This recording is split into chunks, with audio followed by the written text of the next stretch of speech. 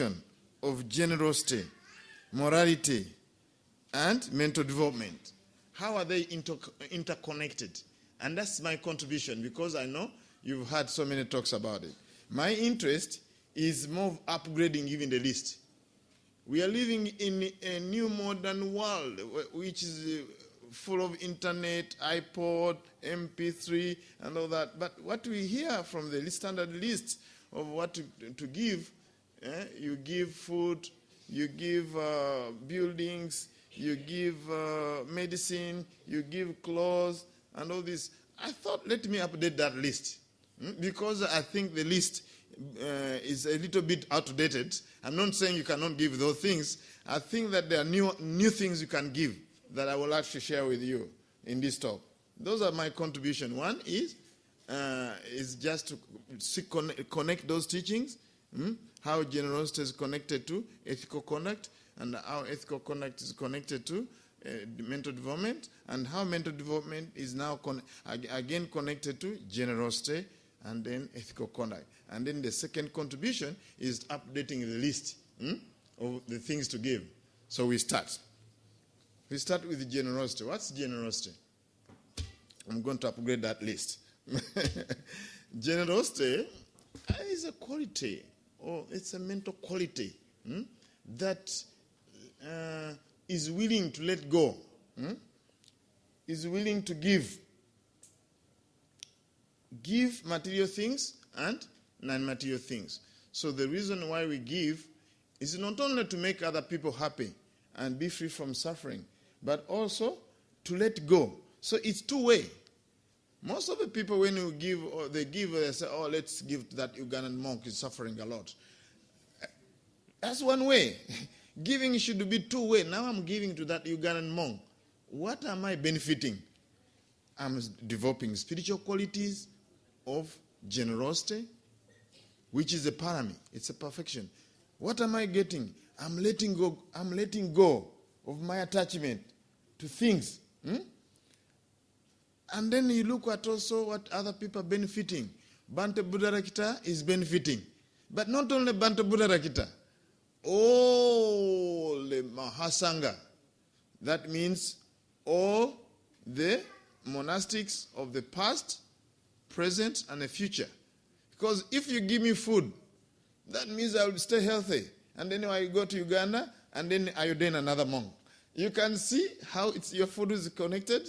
So your food now is part of the project to ordain another monk, another nun, teach Dharma to another person in Africa, around the world. So your gift is very, very powerful. Very, very powerful. So now the teaching of generosity, ethical conducts, and the mental development, it's analogous to actually building. When you have a building, there's a foundation, isn't it? Do you have a foundation for the building? Yes. Is that enough? No, you stand a foundation. That's what we did most of the time before we completed our temple in Uganda. But is it enough? No. When it rains, what happened? You get wet, isn't it? Those who see how I started the temple in Uganda, it was not easy. We are in open space, meditating in open space, but it was very difficult. Now, foundation is not enough. We need walls. We need walls, strong walls. Strong walls. But is it enough to stand a foundation and the walls and say, no, we've completed the temple? So BF is completed. Can you say that like that? No. So we need what? We need a roof. We need a roof. A roof that is not leaking. Because sometimes this is a problem I have in Uganda. From time to time, our roof is leaking. So we need to repair it. So the same thing, generosity for me, I look at it as a foundation. And the sila, I look at it as walls. Walls. And then I look at bhavana, mental development, as a roof. And it shouldn't be leaking, because I have to emphasize this point. Most people, when they go to bhavana to develop their mind, they say, it's too hard. I have to go for vacation. Come to Uganda and there's a retreat. No, it's too far. What? Uganda is far? What about New Zealand? It's too hot. No, what about Singapore? Yesterday I said Singapore is a big sauna. So then they give all reasons not to come to devote their mind. Even when I come to Singapore here, when a teacher comes to Singapore to teach meditation, I have to go to Bali, This is coinciding with my vacation in Bali. So it's just actually our tendency to postpone important work. Most of the time we have a tendency to postpone important work. So those are the 3 teachings I'm going to cover. Okay, we start with dana, generosity. In Pali is dana. Generosity is a central teaching. Really, when you look at the life of the Buddha, he had to renounce. You thinking about renouncing some of your material things? Do you know what it takes to renounce your life? And totally donate your life? I'm talking about donating. I've donated my life to Dhamma. Otherwise, I'll be enjoying on a beach somewhere. And guess what? My donation paid.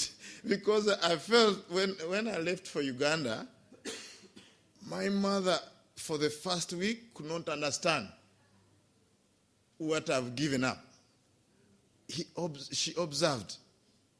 And then I taught her Buddhism. And then he said, I'd like to join you. She joined the club. My mother, it took me a while to find out other followers, like my sisters, my relatives. So you think it's difficult to renounce, to become a monk?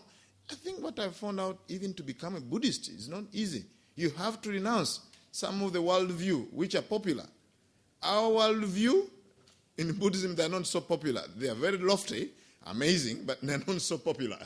So even to become a Buddhist is not easy, actually. So really, this day is very important to talk about this teaching on ethical conduct and generosity and mental development, because that's exactly what the Buddha did. The life of the Buddha is about what? Generosity. He donated his life. And if he didn't donate his life, we will not be here. Buddhism will not be in Singapore. You will not have Vesak Day celebration. So you see, it's very, very important. Okay, it's time now to upgrade the list. The first thing to donate is the modern time. In these days, it's really like fast pacing. We don't have enough time. Every time people say, I don't have time. Then they say, I don't have time to practice Dhamma. I don't have time to do what? To practice Dhamma. That's what, it's like a universal mantra. Universal mantra. They come to learn retreat, like yesterday we had a retreat for 5 days, and then it's ending today. People then, after this retreat, they say, oh, Bhante, I don't have time to practice at home. You have time. The only thing you don't have is priorities. It's true that you don't have priorities, but you have time. If you complain you don't have time, we have 24 hours, each of us. Who has 26? The President of Singapore? Do MPs here, Member of Parliament, have 26 hours or 28? Everybody has 24 hours. But still I find people say they don't have time. Okay, we'll donate more time for you. We'll give you 30 hours and see what you can do with them. Actually, the problem is people don't have priorities. If you have priorities, you'll find time. So now, the first thing about generosity, we're upgrading the list, is we have to give time. Give time to others. Give time to ourselves. These days, young people, time is becoming a very scarce resource. Already it's a scarce resource, but it's now even becoming more scarce. Do you know what they do with the new generation with their time? There is this thing called iPod, iPad, and all these things. They go to visit their grandma everywhere. They say, come and talk to grandma. Wait. Bathroom. They say they go to Facebook. You know, they go to Facebook. You know what they do there? Is to face everybody in the world except the people they are staying with.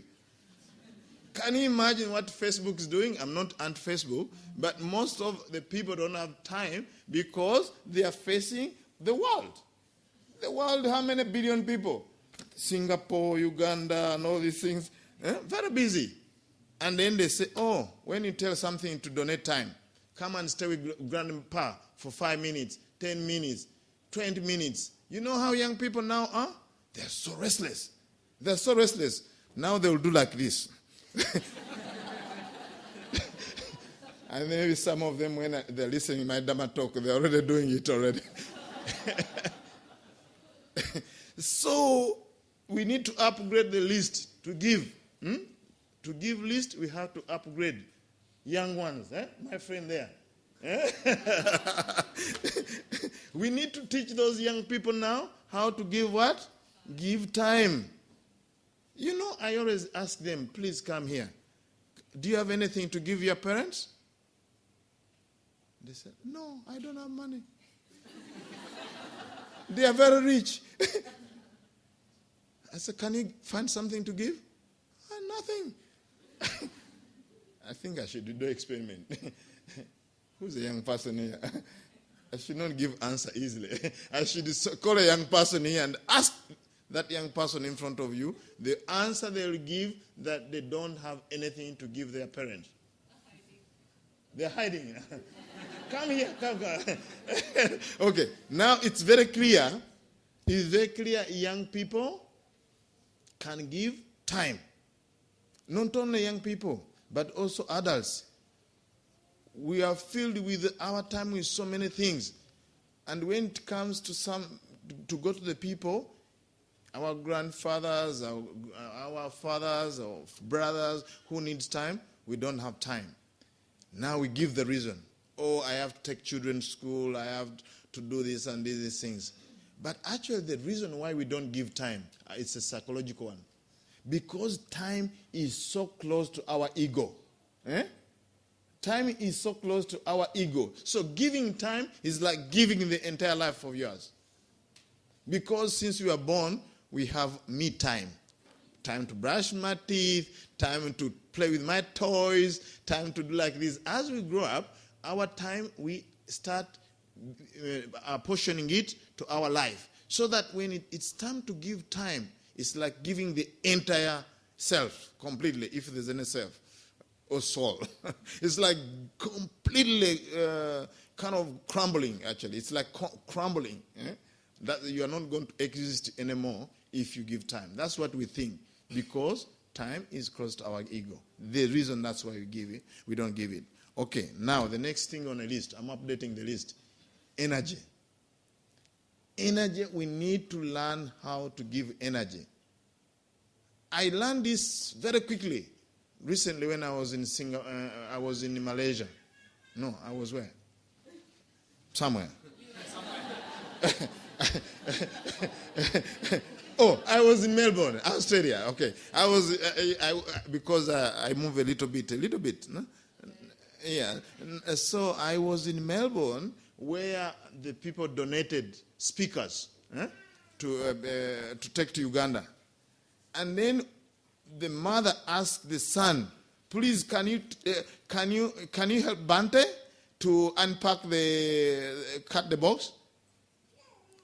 In front of me, in front of the mother, the boy replied, "I don't have energy."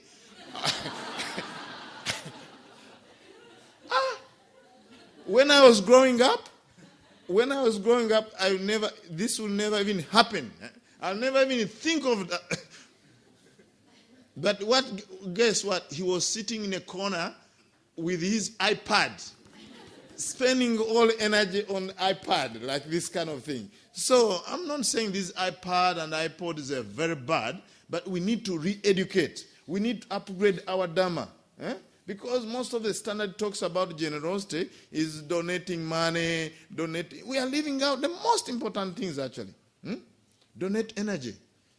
Young people, try to find out how you can help your parents. And also, grown-up people, Try to donate your energy. Another way of donating energy I found out very, very important way is volunteering. Recently, we had a couple of people from overseas, including 3 people from Singapore. One of them is there actually standing over there. It's called Emily. I was so touched when after the retreat, we start painting the SEMA, the building for ordination. You see the pictures. People were donating energy. I mean, this is a wonderful, wonderful. In Buddha's teaching, we recognize that we can donate energy. Most of the people around the village, whenever they want to come to the temple, I tell them to volunteer. They say, how much are you going to pay? Is there something? Even when those people are very genuine, they want to volunteer. After that, they say, oh, Bhante, I have something, my mother's sick, I need to eat this. It's amazing, even for me, I've seen it very clear that not so many people teach about even giving energy. So we need to update the list. Another one, giving space. Space is becoming a very rare commodity, especially in countries like in Singapore, where we live. We pack things with so many things, television and all these things. So try to give space for your meditation. You need to create a space. Give a space to people to meditate. Give a space to yourself to meditate. Space to practice meditation. So we need that space in our life. We need to give place also. Carve out a place for our meditation. Number 4, very important. Very, very important. I think this is very important, especially these days with the internet connection and all that. The number 4 on a list that I'm updating about generosity is attention. Attention and attention. Now, these days, you talk to people, especially young ones, can you get me a cup of tea? They have to come somewhere from England.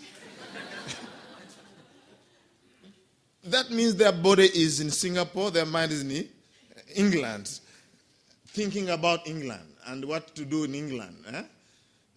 You have to say the second time, and then they come to Singapore. And then the third time, they come to you. It's a long journey, actually. 3 times you have to tell people these days. So can you, especially you parents, you start now training people, children, friends, please give attention. This also happened in Australia. It was about, I think, what time? Some important day where the children wanted to have some gifts. Maybe it was Katino. There was something that where you have to give gifts, Christmas, New Year. Yeah, I remember it was New Year in Australia. Now, this is a time when the child want to get a new iPad. And he was asking the mother, and mother was not paying attention. You know the law of karma? Have you heard about the law of karma? Boomerang effect? The mother has been telling this son to clean something, to come and be around, to be a chaperone when there's a monk. And he was grudging, coming while complaining. The mother said, please come, I need to be around when I'm speaking to a monk. So he was delaying all the time. He was not paying attention. Many, many times the boy never paid attention to the mother. And now it's time to reverse the coin. Mom, can I have iPad? No attention. No attention. I saw the boy complaining because the boy was not getting attention he needed.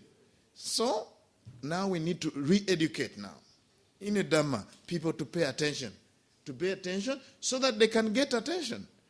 Attention is something you give. That's why I say pay attention. Give your attention. It's part of generosity, isn't it?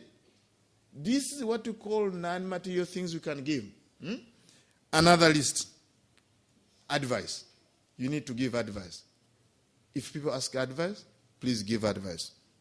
Another one, forgiveness. Already the word even give is there in the word forgiveness.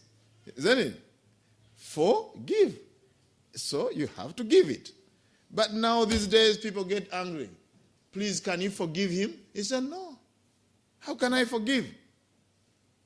How can I forgive? But forgive should be done unconditionally. Forgive. It's about giving.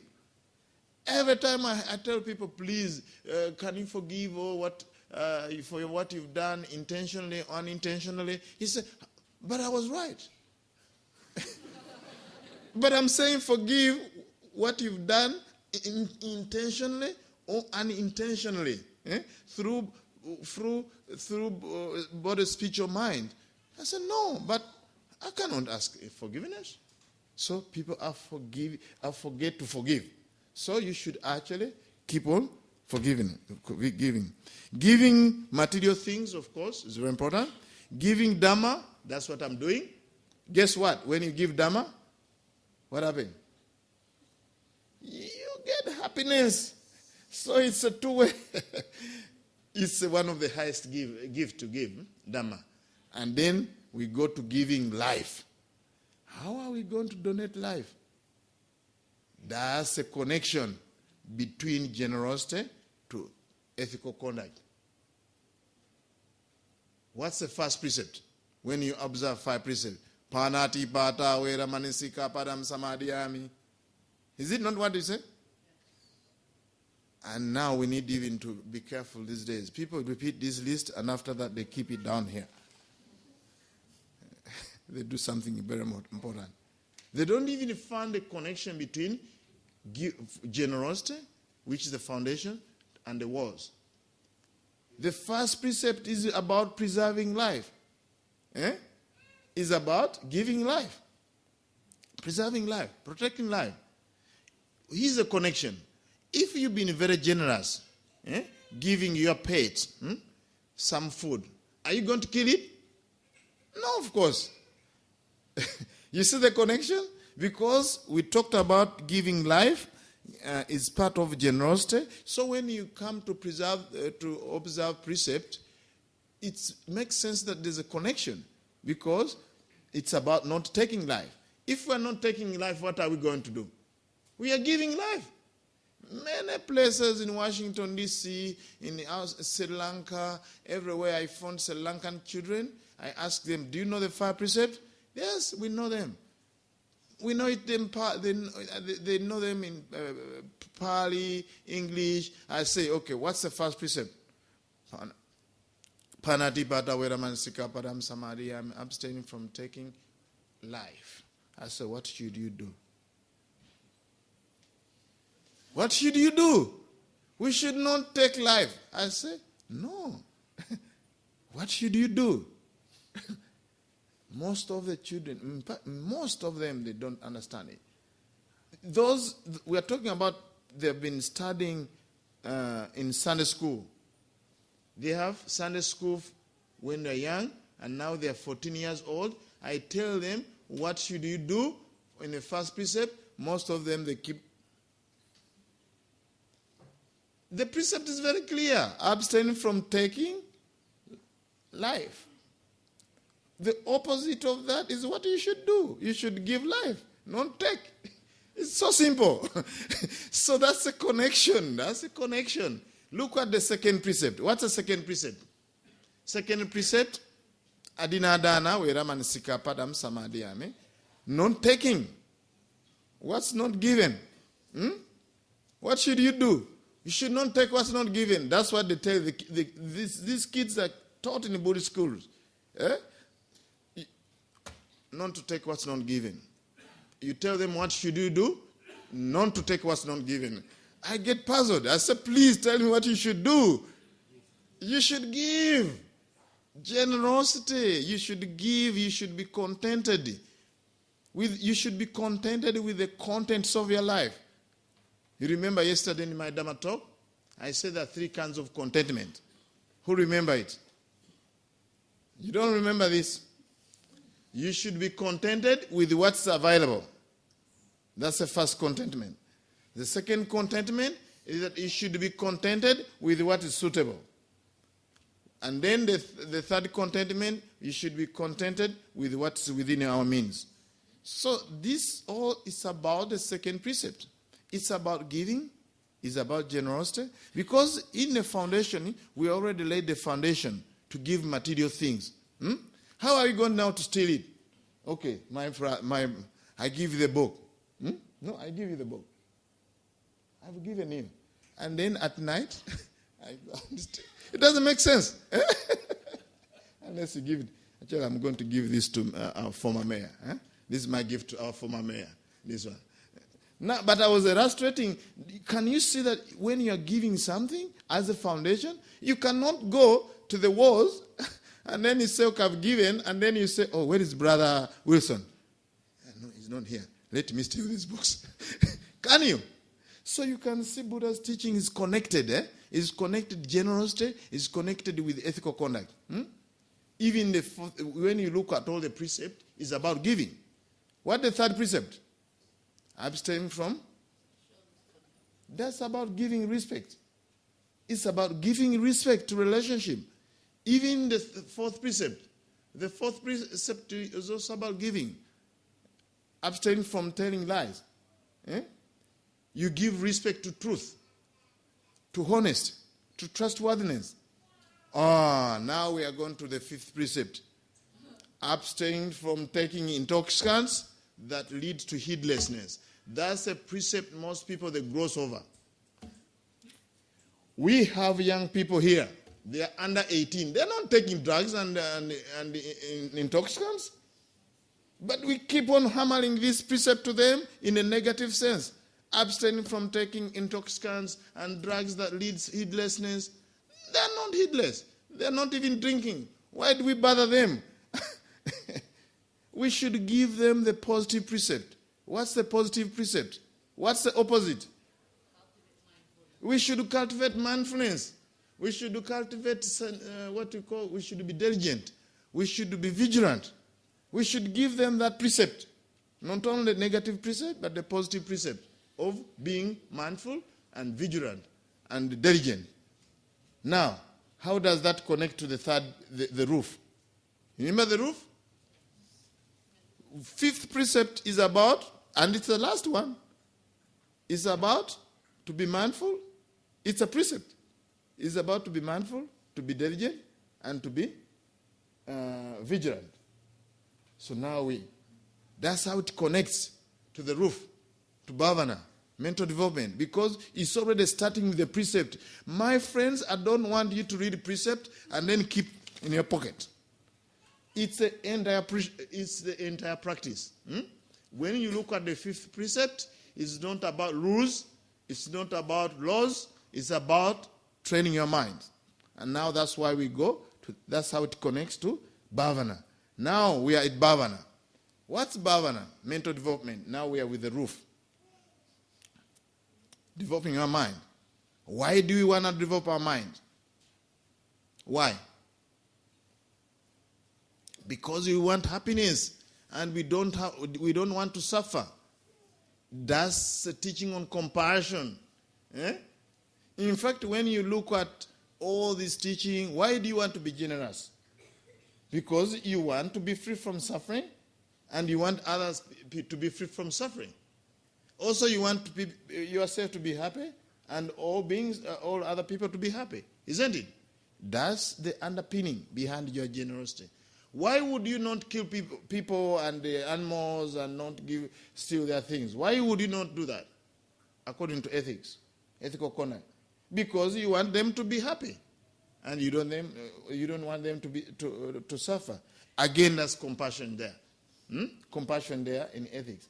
Compassion also goes to mental training. Why do you bother? I saw you people coming here 5 days. Why would you come here for 5 days to develop your mind? To please me? Bhante from Uganda came here in Singapore. Let's go and sit there and meditate and walk like zombies and listen to these boring talks just to please him, This is the 4th time in Singapore. Do you do that to please me? Or do you want to please the president? Are you still the president? Why are we doing this? Or the exco, or the patron, Why do we develop our mind? To purify our mind. And why are we purifying the mind? To be free from suffering. To cultivate compassion for ourselves, because not only for ourselves, but for all beings. Most people ask me when I lead meditation, even those who came from Singapore, I was leading meditation in Uganda for 7 days. I told them the social benefit of mindfulness. Most of the time talk about spiritual benefits. I found one social benefit about mindfulness. I told them that's all the people who are here meditating. What's the population of Uganda? 30 million. So that means 20 people less the population of Uganda who are not confused. You see? So if you are meditating, don't think you are wasting time. What's the population of Singapore? 5 million. So less one person. Less one person who is not confused, who is cultivating the mind, cultivating generosity, cultivating compassion, cultivating all these wholesome states of mind. Now, this is mental development. How do we develop our mind? How do you develop our mind? By breathing in, breathing out. We are not balloons. Most people, they have learned a lot from teachers. A lot from books. That's why some teachers say, please, is it Ajancha? Ajancha went to England, they asked him, what did you see? He said, books, throw in the dustbin. Not mine, though.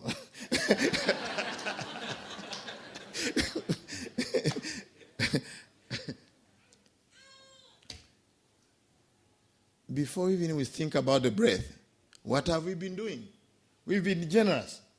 We've been cultivating ethics, morality. I'm telling you now how mental development is connected to generosity, how it's connected to ethical conduct. So now you've been practicing this teaching. When you go to meditate, I told you don't just breathe in, breathe out. The first thing to do is to think, I've been generous. I've been giving time to my wife, to my children. I've been giving food to Bhante the whole week. I've been doing this. I went to Uganda. I helped children. I went to Ladakh and India. Go through what you've been doing. You've been doing this already. But if you have not done that, you haven't been to Uganda, you haven't fed me, you haven't done that. So just remember that you've taken 5 precepts. And since you took the 5 precepts, you have not killed anybody. You have not stolen anything. Okay, so when did you come here? You came at 9. So you can start from there. Since 9, I've kept the precept 100%. Actually 200%. Because even you had a talk about it. So you have gained a lot of things. You have gained a lot of kusala. A lot of wholesomeness. No, if you think maybe that's such a long time since you came, boil it down to 1 minute. So since 1 minute, go through the 5 precepts, the list of 5 precepts. Since the last minute, I'm number 1 in ethics. All right? Ethical conduct. I'm what? Number 1. I've kept it very well. So when you reflect like this, gladness is going to arise. Joy is going to arise. Happiness is going to arise. That's very, very important for mental development. Isn't it? It's very important. But most people practice generosity. People practice, they take 5 precepts and keep the list here and then start. I have a cold. I can't breathe. I can't meditate. No, Bhante, I can't meditate. I have to go. Why? Oh, I have a cold. Are you developing your mind? When you have a cold, does it stop you from developing your mind? No. Because you have been generous, reflect on your generosity. In meditation, in Buddhist tradition, we call it dhananusati. Dana, generosity, anu, along, sati is mindfulness. Mindfulness along with your generosity. Many, many times, because for me I wasn't born a Buddhist, actually I'm humble enough to say I don't know so much like people who are born in Thailand when they're babies. Buddhism, Buddha, Dhamma, and Sangha, those kids, they're very lucky. They are very lucky. When they are crying, and then the parents were Buddhist. But for me, I was very unlucky. I didn't become a Buddhist until I was 24 years. So can you imagine missing Buddha's teaching for 24 years? But, as though I was born a Christian, when I went to Buddhism, I just went for the incense. I just went for what? For the incense. Forget about all the rituals. Forget about all this. I did not any of those things when I came to Buddhism. So for the first few years, I think I count myself as lucky that I wasn't concerned about Vesak Day. I wasn't concerned about baby Buddha. I wasn't concerned about even the Buddha statue because I was a Christian. So every time I was investigating, I was just investigating Buddha's teaching. I was investigating Buddha's teaching. So I found out that most of the people, they miss meditation by not reflecting on what they're doing and reflecting on what they're not doing. I want jhana number 1, jhana number 2. I heard about jhana number 3. I think that's cool, kind of cool. Ajahn Brahm told us jhana 4 is also great, actually.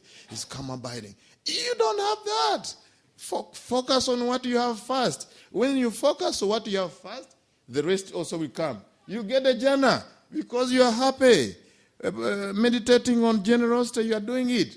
And also you are reflecting on what you call sila anusati. Sila anusati. What does it mean? Sila, ethical conduct, anu, along. Sati means mindfulness. So mindfulness along with your precept. When did you take the precept? All of you took it. All of you took it. Reflect on it. And then you start meditating on breathe in, breathe out. And then you're going to even get the first jhana. But you start with jhana. Who all of you have first attained jhana first? Who have kept noble silence? I found the word there. Look, noble silence. That's second jhana. Do you believe all of you are in second jhana when you are here? No, at least I can count on that you've been generous. First to invite me here. You've been generous to uphold this wonderful event. So you already practice mental development. So the best way is start reflecting on what? On your foundation. What's your foundation? Generosity. What's your walls? That's your meditation. Forget about the breath. I'm not saying don't breathe. Once you've done maybe for the first 10 minutes, and then, there is something called the breath. And then you start breathing in. You are going to feel the breath coming in very, very well. Before when you are breathing, you are fighting, kind of wrestling with the breath. But now you sit down, a little bit of smile. So now you can see how bhavana relates to what? To generosity and morality. And now you practice compassion. Compassion. Because you are doing all these things out of compassion. May I be free from suffering and its causes. Yes, you smile. Whenever you say, may I be free from suffering and its causes, another smile. May I be happy? More smile. Then you practice compassion. And now people are wondering how you're all settled and calm and peaceful. For them, they've been fighting with the breath, but you don't fight with the breath. You are just actually practicing according to Buddha's teaching. This is what the Buddha intended. This is what the Buddha intended. This teaching. You can now come to the breath which is smooth. You are like cruising. You love even breathing. So now once you practice mental development, you go back. Now when the mind is very clear, you practice generosity. This time you practice generosity with what?